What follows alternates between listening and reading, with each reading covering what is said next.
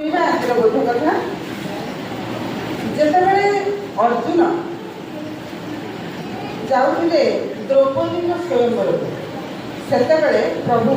श्रीकृष्ण सांगे बाट सारा श्रीकृष्ण बुझे बुझे जाते पाठ टे देखिक तीर देखब भल भाव तीर देखब तीर को भल भाव छाड़ एमती विभिन्न कथा कही अर्जुन को श्रीकृष्ण जाऊँ सब शुणी शुणी अर्जुन टे विरक्ति भाव आसला कहली प्रभु सब तो मुझे तुम्हें तो मो सांगे आसुच तुम्हें मत कि साहाय्य कर श्रीकृष्ण हसिले हसिके कहले पाठ तुम्हें जहाँ कर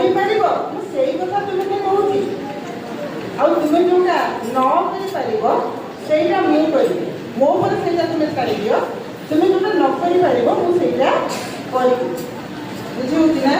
जिते तुम्हें विद्यालय को आस परीक्षा थाए पाठ पढ़ा थाए बापा माँ बुझे ना तुमको जे जाऊँ मन दे पाठ पढ़ू हाँ गुरुजी गुरुमा जहाँ कहले सब मान ये सब कहते कि नहीं श्रीकृष्ण अर्जुन को बुझे से अर्जुन पुणी कहले तुम्हें तो मत सब कहल करने तीर भल कि दुखिब तीर भल कि छाड़ मुझे कौन करी से श्रीकृष्ण आहरी जोर हसिले अरे जितेबले तू मछर आखि की लक्ष्य करके तीर मार ना तुम्हें से पानी को स्थिर कर दायित्व हूँ मोर जदि पा हलचल हो तुम तीर ठीक जगह बाज ना से पानी को स्थिर कर जिते तुम्हें तीर को छाड़ा चेष्टा कर पवन बढ़ला ताले तुम तीर जाकि ठीक जगह भी बाजन तेणु पवन को स्थिर करने दायित्व हूँ मोर है कि नहीं तेणु अर्जुन बुझीपारे अच्छा कहल पिला माने जदि अर्जुन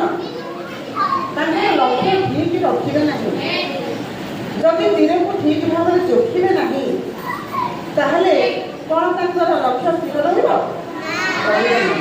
श्रीकृष्णकर पवन को बंद करने वृथा हम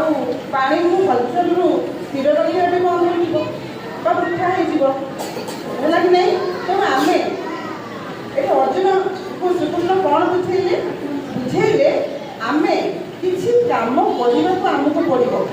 आमको किसी परिश्रम करने पड़ो आम लक्ष्य को स्थिर रखा पड़ो आम जो लक्ष्य को स्थिर रखिक पाठ पढ़ा गुरुजी गुरुमा कौन पढ़ाऊँ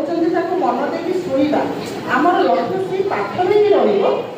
आम पाठ को जीति पार आम भल पाठ पढ़ी पार जदि अर्जुन से सब करें लक्ष्य ठीक रखिए भल भाव तीर को देखिए भगवान को सब करदे बुझे कि नहीं तेणु आमको सक्सेस होगा आम लक्ष्य ठीक रखा पड़ो सब कथा को आम भगवान छाड़ीदबा नहीं भगवान आमको फल देवे जितेबले आम कौन काम करने चेष्टा करवा आग्रह करवा आम लक्ष्य को ठीक रखिक आम काम करवा से भगवान आमर